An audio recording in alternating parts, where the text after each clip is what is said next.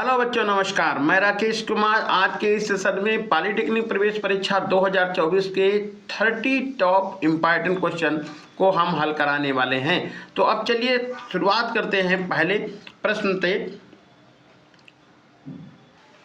तो पहला क्वेश्चन है, 7 क्रमिक सम संख्याओं का औसत 62 है।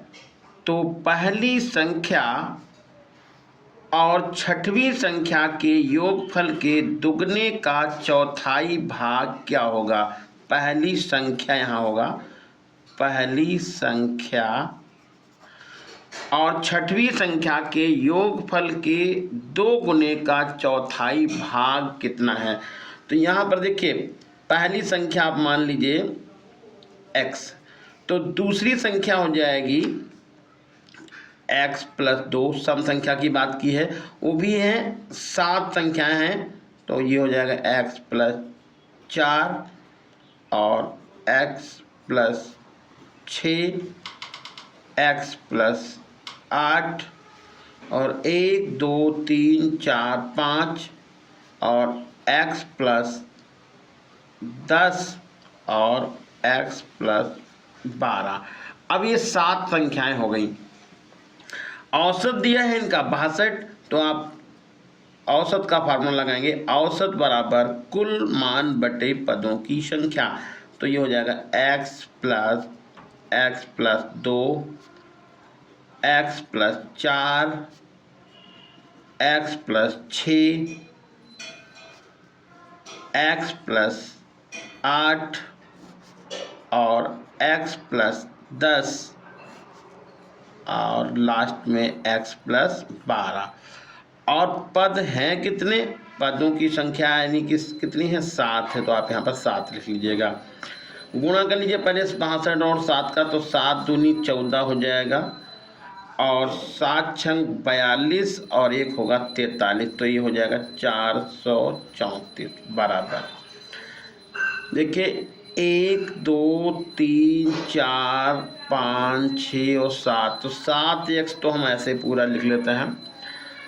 यहाँ पर के 2 4 6 6 12 12 8 20 20 10 30 और 30 और 12 42, तो ये प्लस का हो जाएगा 42।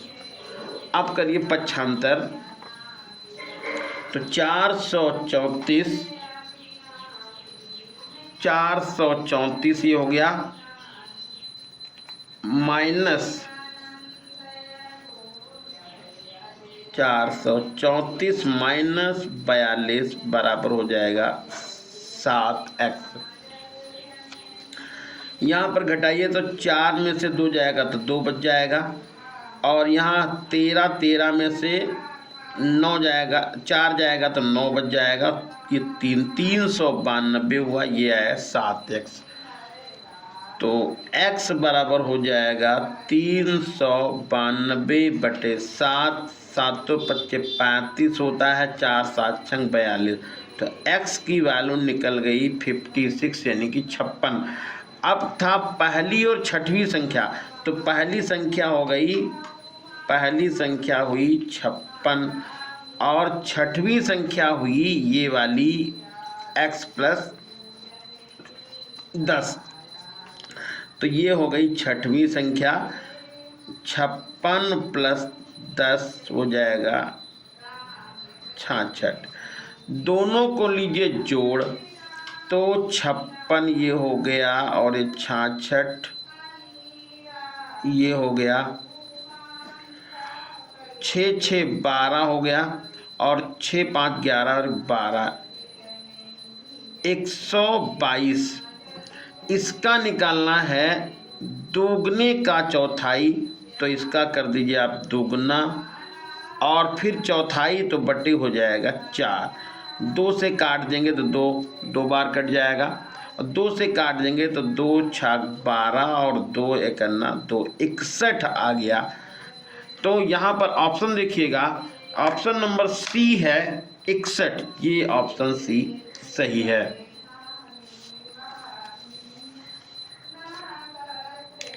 अब अगला क्वेश्चन देखिए, क्वेश्चन नंबर 2, 59 62 65 x प्लस 2 72 85 और 94 की मध्य का 69 है, तो x का मान बताइए। तो देखिए, वैसे तो आपको पदों को जो है आरोही क्रम में या अवरोही क्रम में लिखना होता है, लेकिन यहाँ पर x ये दिए हुए हैं, इसका मतलब ये जो आपका आंकड़े हैं, ये आंकड़े जो हैं आरोही क्रम में लिखे हुए हैं। तो सिर्फ इसमें आप पदों की संख्या गिनिए पहले, 1 2 3 4 5 6 7 और 8, ये हो गई। तो 8 हुई, तो 8 मतलब n का मतलब हुआ सम संख्या।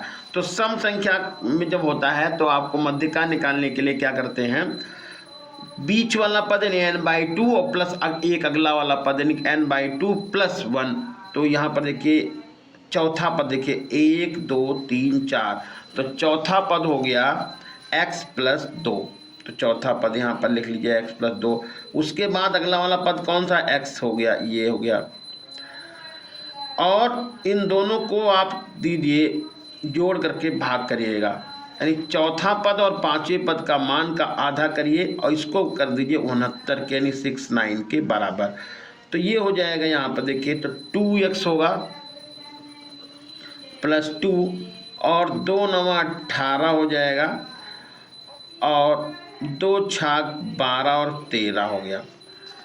अब इसमें आप क्या करिए, पक्षांतर करिए, तो 2x बराबर होगा 138 - 2, तो 2x बराबर हो जाएगा 136, भाग कर दीजिएगा, 2 छाक 12 2 8 16, तो x का मान निकल गया 68। और ऑप्शन नंबर यहाँ पर देखिएगा ए जो है वो 68 सही है। अब आते हैं तीसरे क्वेश्चन की तरफ। तीसरा क्वेश्चन है, 5 वर्ष पूर्व राम की आयु श्याम की आयु की 3 गुना थी तथा 10 वर्ष बाद राम की आयु श्याम की आयु की दुगनी होगी। राम और श्याम की वर्तमान आयु क्या है वो आपको बताना है। तो देखिए, इसी को ऑप्शन से सवाल को लगा लें। 5 वर्ष पहले, तो 5 वर्ष पहले की बात की जाएगी, तो हम दोनों की आयु में वर्तमान आयु जो होगी उसमें से 5 घटाएंगे। तो पहले ऑप्शन ए को ही चेक करें, तो यहाँ पर 5 घटा दीजिएगा, तो 50 में से 5 घटेगा तो 45 हो जाएगा और ये हो जाएगा 15। तो राम की आयु यानी कि ये राम की आयु हो गई, ये श्याम की, तो श्याम की हो जाएगी यहाँ पर 15 और राम की हो जाएगी 45। तो 45 और 15 में रिलेशन 3 गुने का है, यानी राम की आयु श्याम की आयु की 3 गुना थी 5 वर्ष पहले, यानी यहाँ पर ऑप्शन ए जो है वो एकदम सही है। अब क्वेश्चन नंबर 4 देखते हैं। साइन 75 अंश माइनस साइन 15 अंश बराबर बटे cos 75 प्लस cos 15 का मान कितना है वह निकालना है। तो देखिए यहाँ पर क्या करेंगे, ये देखिए साइन सी माइनस साइन डी का फार्मूला आपको लगाना है। तो साइन सी माइनस साइन डी का फार्मूला होता है 2 साइन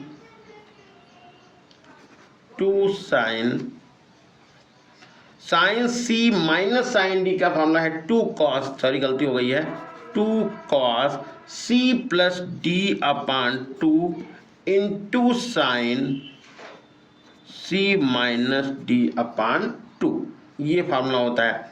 और नीचे यहाँ पर लगाइए cos C plus cos D का, तो cos C plus cos D का फार्मूला बनेगा 2 cos C plus D upon 2 into cos C minus D upon 2। अब इसी से आप देख सकते हैं, देखिए यहाँ पर ये 2 2 तो कट गया, मान मत डालिए, ऐसे ही लगा लीजिएगा। सी का मान यहाँ पर कितना है 75 है और डी का मान 15 है, सी का मान 75 है और डी का मान 15 है। तो अब यदि इसको आप हटाना चाहें तो ये हम यहाँ पर सीधे ऐसे ही हटा दिए हैं। तो बचा कितना, ये हमारे पास बच गया साइन सी माइनस डी, तो साइन सी का मतलब होगा 75 माइनस 15 और बटा 2 और कॉस ये होगा 75 माइनस 15 बटा 2। तो साइन 75 में से 15 घटाएंगे तो 60 हो जाएगा, साइन 60 बटा 2 यानी साइन 30 हो जाएगा ऊपर, यानी हम यहाँ पर लिख सकते हैं साइन 30। ये साइन 30 और नीचे भी देखिए यहाँ पे ये 75 माइनस 15 तो ये भी 60 आ जाएगा, भाग करेंगे 2 तो कॉस 30 हो जाएगा। साइन 30 बटे कॉस 30 होता है टैन 30 और टैन 30 का मान होता है 1/√3। और यहाँ पर ऑप्शन जरा चेक करिएगा, ये ऑप्शन नंबर यहाँ पर बी सही है, 1/√3। अगला क्वेश्चन है, दो संख्याओं का योग 25 है तथा उनका गुणनफल 144 है, तो संख्याओं का अंतर बताइए। तो देखिए इसको या तो हम संख्या एक x मान लें, दूसरी y मान लें, तो x प्लस वाई कितना हो जाएगा, 25 हो जाएगा, और x y गुणन का मान आएगा 144। फिर इसको आप हल कर लीजिएगा। वैसे यहाँ पर ट्रिक लगा दीजिएगा, 16 9 144 होता है, 16 9 144 और 12 बराबर में 144 होता है, तो 12 और 12 का योग तो 24 होता है, 25 यहाँ पर तो गलत हो गया। तो 16 9 144, तो 16 प्लस 9 होता है 25। तो ये दो संख्याएं आपको मालूम होंगे, एक संख्या होगी 16, दूसरी होगी 9। अब इन दोनों का अंतर निकालेंगे, 9 और 16, 9, 16 में से 9 घटा देंगे तो 7 हो जाएगा, और ऑप्शन यहाँ पर बी सही हो जाएगा, 9 7 16। यहाँ पर हम कह सकते हैं 16 में से 9 आप घटाइए और 7 अंतर लिख लीजिएगा, और ये दोनों कंडीशन ये फॉलो भी कर रही है। 16 9 144 होता है और 16 प्लस 9 ये 25 भी होता है। अगला क्वेश्चन दिया हुआ है, 150 रुपये प्रति किलोग्राम और 200 रुपये प्रति किलोग्राम की चाय को किस अनुपात में मिला दिया जाए कि मिश्रण का मूल्य 165 रुपये प्रति किलो हो जाए। तो इसको क्या करना है, देखिए यहाँ पर आप 150 लिखिएगा, सबसे पहले 150 इधर लिख लीजिएगा और इधर लिखिए 200 रुपये। मिलाया मिश्रण जो है वो कितना आ रहा है 165, इसका आप घटा, ये इधर से घटा लीजिएगा, तो घटाएंगे 200 में से 165 घटाएंगे तो 35 ही हो जाएगा, 35, और 65 ये घटा देंगे तो हमारे पास आ जाएगा 15 हो जाएगा। अब काट दीजिएगा, 7 5 35 और ये हो जाएगा 5 3 15, तो 7:3 ये ऑप्शन चला जाएगा, ऑप्शन नंबर ए सही होगा, 7:3। जरा फिर से आप एक बार देख लीजिएगा, 150 लिखिए, इधर 200 लिखिए, यहाँ पर 165 जो इसका मूल्य हो रहा था वो 165 यहाँ लिख लीजिएगा। इसमें इन दोनों का डिफरेंस आप इधर लिख दीजिएगा और इन दोनों का डिफरेंस आप यहाँ लिख लीजिएगा, और यही इसका अनुपात हो जाएगा 7:3, यानी ऑप्शन नंबर ए। अगला क्वेश्चन नंबर 7 है कि एक त्रिभुज के शीर्ष के निर्देशांक दिए हुए हैं, इनके केंद्रक के निर्देशांक बताइए। तो देखिए केंद्रक के निर्देशांक का फार्मूला होता है x बराबर x1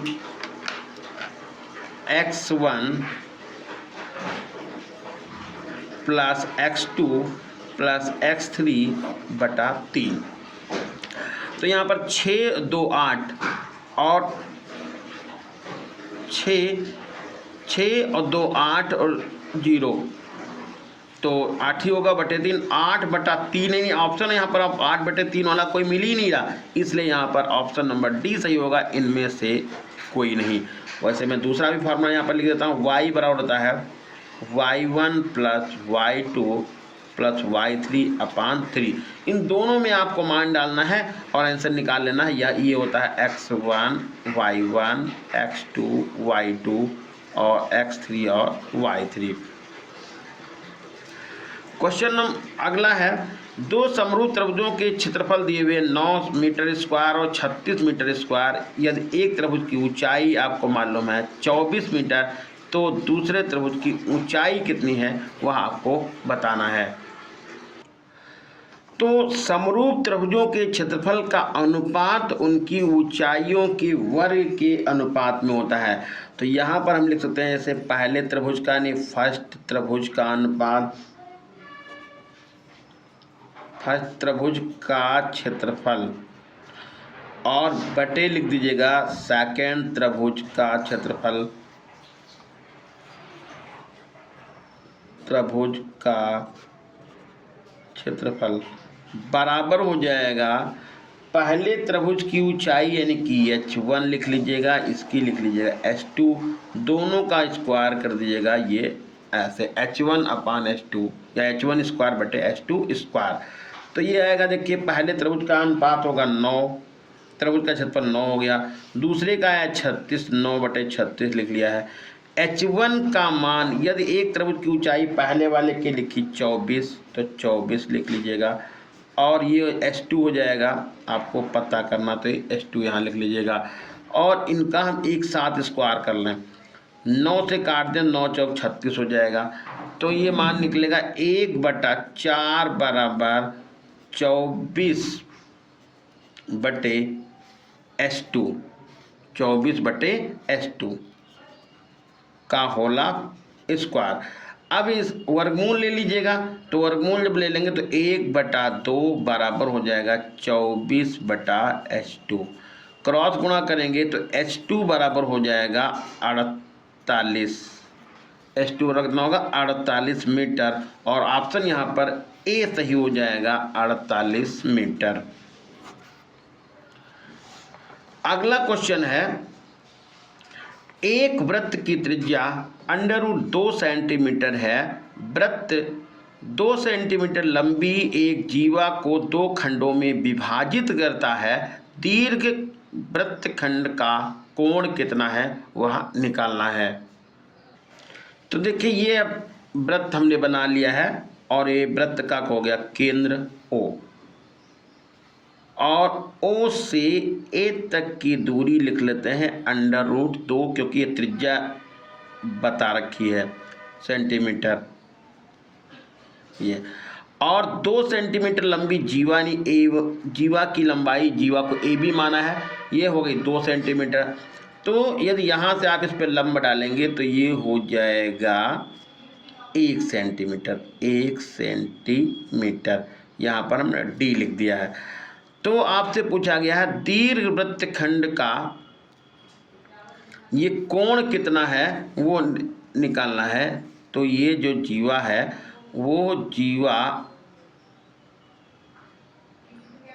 इस वृत्त को 2 भागों में डिवाइड कर रही, एक ये वाला है, ये भाग, ये इस भाग, और ये भाग। तो ये हो गया दीर्घ वृत्तखंड, और ये हो गया लघु वृत्तखंड, जो यहाँ इतना सा भाग दिख रहा है, ये वाला, ये इतना सा भाग दिख रहा है, ये लघु वृत्तखंड हो गया, और ये हो गया दीर्घ वृत्तखंड। तो दीर्घ वृत्तखंड में बने कोण की माप कितनी है वह बतानी है। तो इसमें ध्यान दीजिए, देखिए ये दूरी है √2, ये है 1। यदि इस कोण की बात करें, देखिए ये वाला पूरा कोण तो 90 अंश हो ही गया है। अब यदि इस कोण की बात करें तो इस कोण के सामने की भुजा ये हो गई कौन सी, कर्ण, सॉरी लंब, और ये हो गई कर्ण। तो यदि हम लिखना चाहें तो इसको हम थीटा मान लें थोड़ी देर के लिए, थीटा। तो साइन थीटा बराबर हो जाएगा लंब बटे कर्ण, यानी कि 1/√2, और साइन थीटा बराबर इसको लिख सकते हैं साइन 45, साइन 45। तो थीटा कितना हो गया 45 अंश। अब दीर्घ वृत्तखंड का कोण क्या होगा, तो दीर्घ वृत्तखंड में जितना कोण ये होगा उतना ही कोण यहाँ पर बनेगा। तो दीर्घ वृत्तखंड में बना कोण कितना हो जाएगा 45 अंश हो जाएगा, क्योंकि ये प्रमेय है कि किसी जीवा के द्वारा केंद्र पर बना कोण का आधा परिधि पर बने कोण के बराबर होता है। तो ये वाला कोण 45 है, तो इधर वाला भी कोण कितना आएगा, ये 45 हो जाएगा। तो ऊपर जो कोण बनेगा यहाँ कहीं भी तो हो जाएगा 45 अंश का, और ऑप्शन यहाँ पर बी सही हो जाएगा 45 अंश। अगला क्वेश्चन है, यदि बिंदु 1,2 x, -1 और 4,5 संरेखीय हैं तो x का मान कितना है वह निकालना है। तो देखिए इसमें लिए फार्मूला यहाँ पर लिखते हैं, 2 बिंदुओं से होकर जाने वाली रेखा का समीकरण या त्रिभुज का क्षेत्रफल निकालिएगा। तो यहाँ पर ये हम लिख देते हैं y माइनस y1 बराबर y2 माइनस y1 बटे x2 माइनस x1 और x माइनस x1। इसमें देखिए किसी को हम x1 y1 x2 y2 और xy मान सकते हैं। तो हमने क्या किया है यहाँ पे देखिए, इसको हमने xy कह दिया है, इसको x1 y1 बोला है और x2 और y2 बोल दिया है।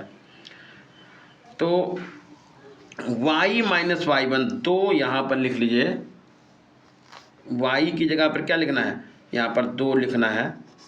y1 की जगह पर आपको माइनस का 1 लिखना है, तो ये प्लस का 1 हो जाएगा बराबर y2 है 5, तो आप 5 यहाँ लिख लीजिएगा। y2 माइनस y1 हो गया प्लस का 1, ये होगा। x2 कितना है, x2 है 4 और x1 कितना है, x1 है x बराबर x कितना है, ये यहाँ पर हमने लिख लिया है 1 x का मान और x1 का मान हो जाएगा, x1 का मान होगा x, ऐसे लिख लिया। अब इसको हल करना है तो यहाँ पर ये 3 हो जाएगा और 5 और 1 कितना हो जाएगा 6, 4 माइनस x हो जाएगा और ये आएगा ब्रैकेट में 1 माइनस x। अब आप क्रॉस गुणा यहीं पे कर लें, देखो इसको ब्रैकेट में आप बंद कर लें तो ये हो जाएगा, यहाँ पर ये गुणा करिए तो 4 तियाँ 12 माइनस 3x, या एक काम कर लीजिए यहीं पे आप इसको भाग करिएगा, 3 एकन्ना 3, 3 दूनी 6, तो ये हो जाएगा 4 माइनस x बराबर 2 ब्रैकेट में 1 माइनस x। 4 माइनस x बराबर 2 माइनस 2x, इधर पक्षांतर कर लीजिए इसको, तो 4 माइनस 2 कर दीजिएगा, माइनस का 2x और प्लस का x हो जाएगा। 4 में से 2 जाएगा तो 2 बचेगा, तो 2 बराबर हो जाएगा, 2 बराबर और ये घट जाएगा, 2x में से x घटेगा, माइनस का आएगा, माइनस का x, तो x बराबर कितना आएगा -2, x बराबर -2 और यहाँ पर ऑप्शन जो है वो डी सही हो जाएगा, x बराबर -2। अगला प्रश्न है जो भौतिक विज्ञान से संबंधित है। तो एक गतिमान पिंड समय के वर्ग के अनुक्रमानुपाती में दूरियां तय करता है, यानी कि कोई वस्तु है वह जो दूरी तय करती है वो समय के वर्ग के अनुक्रमानुपाती है। तो पिंड का त्वरण क्या होगा, नियत है, बढ़ रहा है, शून्य है, घट रहा है। यदि ऐसी कंडीशन है तो उसमें त्वरण नियत होगा और ऑप्शन नंबर यहाँ पर ए सही हो जाएगा। क्वेश्चन नंबर अगला है, दो वस्तुएं H1 और H2 ऊंचाइयों से एक साथ गिराई जाती हैं, पृथ्वी पर पहुंचने में लगे समय का अनुपात बताइए। तो देखिए फार्मूला आपने पढ़ा है, H बराबर UT प्लस हाफ AT²। तो ये ऊंचाई आपने H1 लिख लिया, टाइम को T1 लिख लिया, गिराई जा रही है तो यहाँ पर U 0 हो जाएगा, तो यहाँ पर T1 को भी लिख सकते हैं। तो H2 बराबर हो जाएगा UT2 प्लस हाफ AT²। अब यहाँ पर U1 T1 और UT1 और UT2 ये तो दोनों 0 हो जाएंगे, तो H1 अपान H2 बराबर होगा हाफ A T1² और half A T2²। Half A और हाफ A कट गया, तो T1 अपान T2 बराबर हो जाएगा √H1, क्योंकि यहाँ पर देखिए T1 और T2 का स्क्वायर है तो √H1 अपान H2 होगा। यानी हम लिख सकते हैं T1 अपान T2 बराबर √H1 अपान H2, और यहाँ पर ऑप्शन जो सही होगा वो ए सही हो जाएगा, √H1 अपान H2। क्वेश्चन नंबर 13 है, 1 किलोवाट घंटे का मान कितना है? तो 1 किलोवाट घंटे का मान 3.6 गुणे 10⁶ जूल होता है और ऑप्शन बी सही है। क्वेश्चन नंबर 14 है, फ्यूज तार बना होता है। तो ऑप्शन है तांबे का, टंगस्टन का, सीसा तथा टिन की मिश्र धातु, नाइक्रोम मिश्र धातु। तो तांबे यानी कि यहाँ पर फ्यूज तार की बात की जा रही है। फ्यूज तार जो होता है मिश्र धातु का बना, वो सीसा और टिन से मिलकर के बना होता है। अगला क्वेश्चन नंबर है, 0 डिग्री सेंटीग्रेड वाली बर्फ के एक टुकड़े को 0 डिग्री सेंटीग्रेड ताप वाले जल में रखने पर या डालने पर बर्फ का टुकड़ा क्या होगा? पिघल जाएगा, नहीं पिघलेगा, कुछ पिघलेगा और इनमें से कोई नहीं। तो देखिए, टुकड़े का पिघलना डिपेंड करेगा कि उष्मा उसके अंदर आ रही है, यानी उष्मा के ट्रांसफ़र से ही टुकड़ा पिघलेगा। और उष्मा का ट्रांसफ़र तभी होता है जब ताप में अंतर होता है। दोनों का तापमान समान है, इसलिए उष्मा का ट्रांसफ़र होगा नहीं। जब ट्रांसफ़र होगा नहीं तो टुकड़ा पिघलेगा भी नहीं और ऑप्शन नंबर यहाँ पर बी सही होगा। अगला क्वेश्चन है, सबसे अधिक अपवर्तनांक होता है हरे प्रकाश का, पीले प्रकाश का, लाल प्रकाश का और बैंगनी प्रकाश का। तो सबसे अधिक जो अपवर्तनांक होता है वह होता है बैंगनी प्रकाश का और ऑप्शन नंबर यहाँ पर डी सही है। क्वेश्चन नंबर 17 है, लेंज का नियम किस के संरक्षण से संबंधित है? आवेश, ऊर्जा, द्रव्यमान और संवेग। तो लेंज का जो नियम है वह ऊर्जा से संबंधित है या ऊर्जा संरक्षण के नियम पर से संबंधित है और ऑप्शन नंबर बी सही होगा। अगला क्वेश्चन है, हाइड्रोलिक लिफ्ट का सिद्धांत क्या है? ऑप्शन है आर्किमिडीज के सिद्धांत पर, पास्कल के नियम पर, न्यूटन के गति के नियम पर, संवेग संरक्षण के नियम पर। तो हाइड्रोलिक लिफ्ट जो होती है वह पास्कल के नियम पर आधारित होती है। अगला क्वेश्चन नंबर 19 है, अनुप्रस्थ तरंगें बन सकती हैं वायु में, ठोस में, जल की सतह पे, बी और सी दोनों। तो अनुप्रस्थ तरंगें वायु में तो बन ही नहीं सकती हैं। इसका मतलब ठोस और जल की सतह, ठोस में भी बनती है और जल के भीतर नहीं बनती बल्कि जल की सतह पर बनती हैं। इसलिए ऑप्शन यहाँ पर डी सही है, ठोस और जल की सतह पर। अगला क्वेश्चन है, चंद्रमा के तल पर सरलोलक का आवर्तकाल पर क्या प्रभाव पड़ेगा? शून्य हो जाएगा, घट जाएगा, बढ़ जाएगा, समान रहेगा। फार्मूला आपने पढ़ा है T बराबर 2π√L/G। देखिए, गुरुत्वीय त्वरण का मान पृथ्वी तल की अपेक्षा 1/6 होता है चंद्रमा पर। तो चंद्रमा पर जितना भी आवर्तकाल होगा इसका सरलोलक का, वो पृथ्वी की अपेक्षा कम हो जाएगा। ऐसे बोलें कि चंद्रमा के तल पर गुरुत्वीय त्वरण का मान पृथ्वी के कंपैरिजन में कम है, इसलिए आवर्तकाल वहाँ पर बढ़ जाएगा। क्योंकि ये जी का मान कम हो जाएगा तो टी का मान बढ़ जाएगा और ऑप्शन नंबर यहाँ पर सी सही होगा, आवर्तकाल चंद्रमा के तल पर बढ़ेगा। अगला क्वेश्चन है जो रसायन विज्ञान से संबंधित है, क्षारीय विलयन का पीएच मान कितना होता है? देखिए, ध्यान रखना है, पीएच मान यदि 1 से क्षारीय मान 7 से कम है तो अम्लीय होता है, 7 से ज़्यादा होता है तो क्षारीय होता है और 7 होता है तो होता है उदासीन। तो यहाँ पर बात करिए क्षारीय विलयन का, तो क्षारीय विलयन का जो पीएच मान होता है वो 7 से अधिक होता है और ऑप्शन नंबर बी सही है। अगला क्वेश्चन दिया हुआ है, कार्बन डाइऑक्साइड CO2 और SO2 गैसों की विसरण गतियों का अनुपात बताइए। तो विसरण गतियों का अनुपात होता है R1/R2 बराबर √D2/D1, यानी अणुओं के घनत्वों के वर्गमूल के व्युत्क्रमानुपाती होती है। तो यहाँ पर आप लिखते हैं R1/R2 बराबर D2 कितना हो जाएगा? D2 16 यानी 32 और 32 64 आ जाएगा। तो ये आएगा आपका 64, ऊपर मैं लिख देता हूँ, और ये आएगा आपका 32 और 12 44 होते हैं। ये 44 हो गया ऐसे। अब ये जो है 4 यहाँ पर 4 से काट सकते हैं, तो 4 से काटेंगे तो 16 चौके 64 हो जाएगा और 11 चौके 44 हो जाएगा।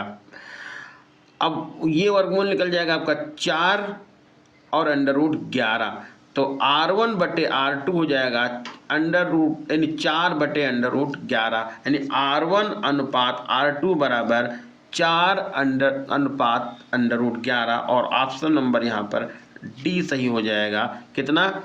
4 अनुपात √11। अगला क्वेश्चन है क्वेश्चन नंबर 23। सबसे हल्की धातु है, तो सबसे हल्की धातु यहाँ पर ऑप्शन है Li, Mg, Ca और Na, यानी Li लिथियम सबसे हल्की धातु है। क्वेश्चन नंबर 24 है वह धातु जो सामान्य ताप पर द्रव अवस्था में पाई जाती है, द्रव है। तो देखिए यहाँ पर पहला है मरकरी, दूसरा है जल, तीसरा है ब्रोमीन, चौथा है कॉपर। तो वह धातु जो सामान्य अवस्था में सामान्य ताप पर द्रव में पाई जाती है, मरकरी यानी पारा, ऑप्शन नंबर ए सही होगा। क्वेश्चन नंबर 25 है प्रकृति में मुक्त अवस्था में पाई जाने वाली धातु का नाम है, ऑप्शन है चांदी, एल्युमिनियम, लोहा और कॉपर। तो प्रकृति में मुक्त अवस्था में पाई जाने वाली धातु का नाम है चांदी, यानी कि ऑप्शन नंबर ए सही होगा।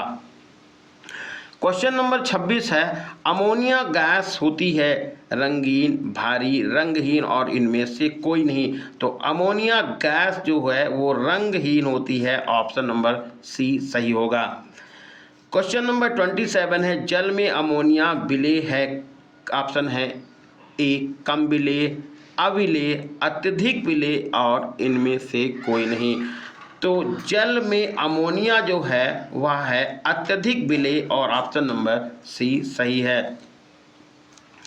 क्वेश्चन नंबर 28 है तेल तथा सोडियम हाइड्रोक्साइड की क्रिया कहलाती है साबुनीकरण, उदासीनीकरण, बहुलीकरण और संयोजन।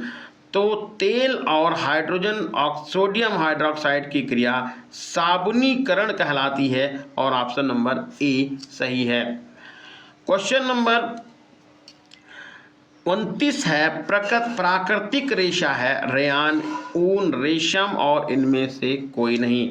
तो प्राकृतिक रेशा है रेशम, ऑप्शन नंबर सी सही है। और इस सेशन का लास्ट क्वेश्चन नंबर 30 तत्वों का आवर्ती वर्गीकरण किसने किया? मेंडलीव, वायल, चार्ल्स और इनमें से कोई नहीं। तो ये ऑप्शन नंबर ए सही होगा क्योंकि तत्वों का आवर्ती वर्गीकरण मेंडलीव ने किया। तो ये सेशन आपको कैसा लगा कमेंट करके बताइएगा। मिलते हैं नेक्स्ट सेशन में। धन्यवाद।